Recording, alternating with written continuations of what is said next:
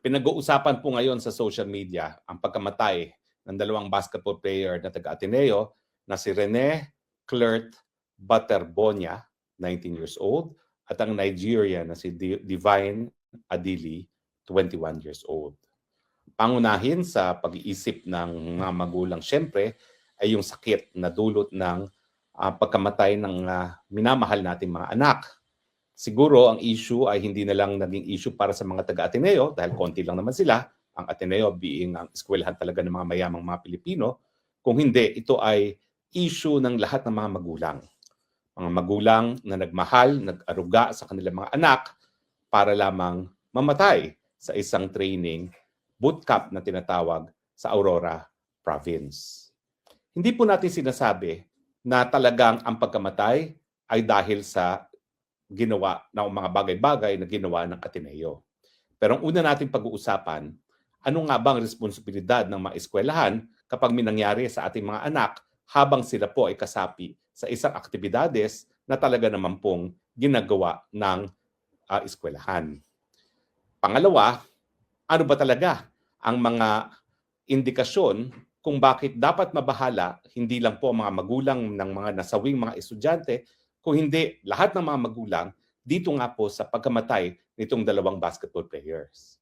Yung unang tanong po is, ano ba ang responsibilidad ng mga eskwelahan kapag may ganitong aberya nangyari habang ang ating mga anak ay sumasapi po sa mga aktibidades ng isang eskwelahan? Malinaw po ang nakasaad sa ating New Civil Code na ang mga eskwelahan ay tumatayong magulang habang ang ating mga anak ay naroon sa loob ng eskwelahan at habang sila po ay kasapi sa mga aktibidades ng eskwelahan. Malinaw po na itinatawag na pater familias, obligasyon ng isang buting ama ng isang tahanan, ay obligasyon ng mga eskwelahan habang nasa paaralan ng ating mga anak at habang sumasapi sa mga aktibidades ng eskwelahan. Ibig sabihin, dapat ang standard of care ng mga eskwelahan ay yung good father of a family para maiwasan ang kahit anong aberya na pwedeng mangyari sa ating mga anak habang sila ay nasa eskwelahan at kasapi sa aktibidades sa eskwelahan. Hindi po natin sinasabi na ang mga eskwelahan ay absolute insurer na walang masamang mangyayari sa ating mga anak habang nasa paaralan at habang sumasapi sa mga aktibidades dyan. No? Pero ang standard po ay ginawa ba nila yung standard of care na inaasahan natin sa isang mabuting padre de familia para maiwasan ang sakuna sa ating mga anak. Yan po ngayon ang dapat sagutin ng mga investigador. Hindi naman po siguro issue kung pinatay ng Ateneo yung dalawa dahil siguro naman hindi papatay ang isang eskwelahan ng sarili nilang basketball players, lalong-lalo na yung isang most valuable player na kanilang na-recruit para sa kanilang team. Alam naman natin na napaka-importante sa Ateneo na manalo ng championship sa basketball dyan sa UAAP. Yan po ang matinding kalaban ng De La Salle at saka ng UP, ang Ateneo. So hindi po natin sinasabi yan na kung meron bang posibilidad na ang Ateneo mismo pumatay. Wala po. Pero ang tanong, meron ba talagang paglabag doon sa inaasahan nating pagsubaybay ng Ateneo doon sa kanilang mga estudyante habang sila ay nagpa-participate dyan sa bootcamp sa Aurora Province? Meron bang dapat ginawa ang isang mabuting padre de familia para maiwasan itong nangyari sa kanila? Well, sa ngayon po, hindi pa natin alam ang tunay na mga facts. Ang mga nababasa lang natin, well, yung nanay ni nung Pilipinong namatay, no? Yung nanay ni Rene ay nagsabi, bakit ko nalunod, bakit ang daming pasa sa katawan ng kanyang anak? Hindi po natin alam kung talagang may mga pasa. Bagamat ang sabi ng autopsy ng pulis, ay namatay sila dahil nga sa pagkalunod. Pero, ang tanong nga, ano ba talaga ang aktibidades na ginagawa nila doon sa Aurora? Meron kasing lumulutang na mga video sa internet na nagsasabi na itong pagpunta sa Aurora ay regular ginagawa kabahagi ng training ng Ateneo basketball team. At ito ay tinatawag ng ilang mga manlalaro ng basketball na Ateneo na quote-unquote death boot camp. Pamatay na training para sa mga basketball players. Hindi ko po alam kung yung pamatay dyan ay hyperbole.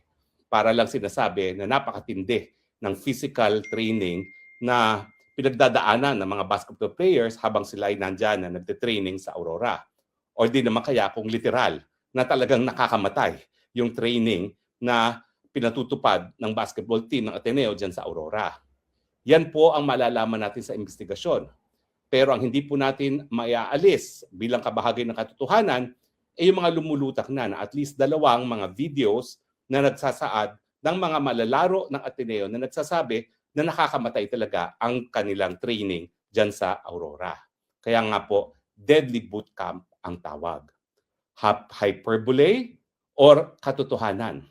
Yan po ang dapat tutukan ng mga investigador. Now, ang issue, meron bang dapat ginawa ang Ateneo bilang mabuting padre de pamilya para maiwasan itong aberyang ito? Well, ang kasagutan po is, ano ba talaga ang ginagawa ng basketball team sa Aurora? Ito ba ay rest and recreation o talagang kabahagi na kanilang training kung saan may mga physical activities na rini-require sa mga manlalaro? Malalaman po natin yan dahil naimbestigahan po ngayon ng NBI ang pangyayari. Ang punto lang po, bakit napakatahimik po ng coach? Bakit napakatahimik ng eskwelahan? Yung coach ang dapat nagsasalita at nagsasabi na sila ay nakikiramay dito sa pamilya dahil siya ang padre de familia talaga ng kanyang coach. Bakit wala tayong naririnig dito kay coach na isang dayuhan din? No? Ang pangalan ng coach ay si Tab Baldwin. Kung hindi po ako nagkakamali, baka Amerikano to. No? Pero dayuhan po yan, sigurado, hindi Pilipino. Bakit hindi man lang siya nagpapahiwatig ng matinding pakikiramay sa pamilya? Bakit walang official pronouncement ang Ateneo de Manila? Bakit tahimik? Marami tuloy nagsasabi na tahimik ang Ateneo kasi nga ang namatay ay isang mahirap na estudyante. Nakakahabag po ang kwento niya. Yung kaunting allowance na kinikita niya bilang miyembro ng Ateneo basketball team, hinahati-hati pa niya sa 5 niyang mga kapatid na naroon hanggang ngayon sa Agusan. At ngayong araw nga po, iuwi na ang kanyang labi sa Agusan. Huwag mo natin kakalimutan ha, meron din pong pamilya itong Nigerian player na si Divine Adili na nagdadalamhati rin dahil sa nangyari sa kanilang mga anak. Mantakin nyo, nagpunta pa ng Pilipinas para maglaro ng basketball. Siguro inaasahan din nila, gaya ni Rene, magpapakabuti bilang UAAP player, si Sikat, at makukuha bilang professional na mga basketball players. Pero ngayon siyempre, nawasak, nabasag ang mga pangarap, hindi lang po ng mga lalaro, kundi ng kanilang mga pamilya. Sa madaling salita, kapag napatunayan po na ang Ateneo ay pabaya at hindi ginawa ang dapat gawin ng isang mabuting padre de pamilya para maiwasan ang pagkamatay nitong 2 players, talaga pong magkakaroon ng responsibilidad ang Ateneo. Kaya nga lang po, sang-ayon sa batas, ang kanilang pananagutan ay magbayad ng danyos perwisyo. Sure, kailangan pong bayaran ang actual damages, yung dapat nakitain itong 2 magiting na manlalaro kung sila ay nabuhay, at malaki-laki po yan. Dahil sabihin na natin magiging professional basketball player sila. Sigurado rin po, bibigyan ng pamilya na tinatawag na moral damages para po dun sa hinagpis na pinagdaraanan ng kanilang pamilya, no? At syempre, baka magbigay din po ng exemplary damages para magsilbing halimbawa sa ibang mga pamantasan na mag-ingat kapag ang mga kabataan ay nasa puder ng mga eskwelahan. Pero ang katunayan po, dahil ito po ay lahat ang nature po niya ay danyos na sibil, danyos perwisyo, wala pong pagkakakulong unless mapakita nga po na yung pagkamatay nila ay resulta ng reckless imprudence nung coach. In which case, well, may konting kulong po yan kasi yan po ay quasi-crime. Pwede maging homicide through reckless imprudence pero hindi pa po natin sigurado yan. Depende po yan sa investigasyon.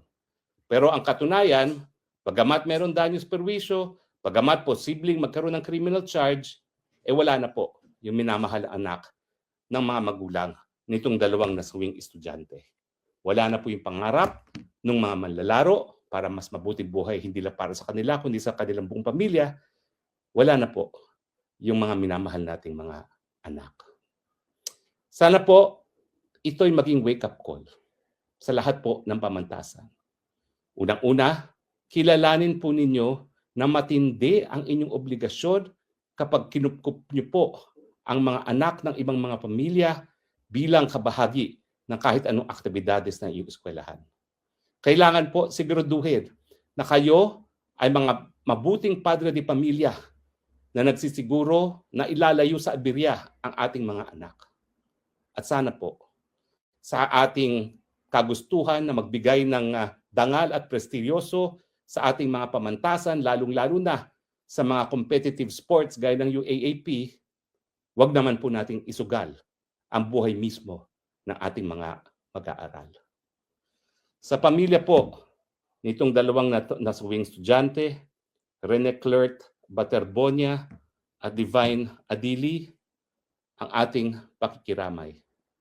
Wala pong magulang sa ngayon na hindi nararamdam yung sakit na nararamdaman nyo ngayon. Wala pong kahit anong danyos ang pwedeng magbalik sa inyong mga mahal sa buhay. At syempre po, bagamat tayo ay handa magpatawad, hindi po pwede na kung mapapatunayan na mayroong paglabag doon sa obligasyon ng mga pamaralan, ng pamantasan, ng Ateneo, na dapat gumawa ng hakbang na gagawin ng isang mabuting padre de pamilya para maiwasan itong pangyayari sa inyong mga anak, dapat managot po ang pamantasan. Muli po, kami po ay nakikiramay at umaasa na sana po itong dalawang kabataan ito ang huling mamamatay sa mga pangyayari gaya nito. Maraming salamat po sa inyong patuloy na pagtangkilik.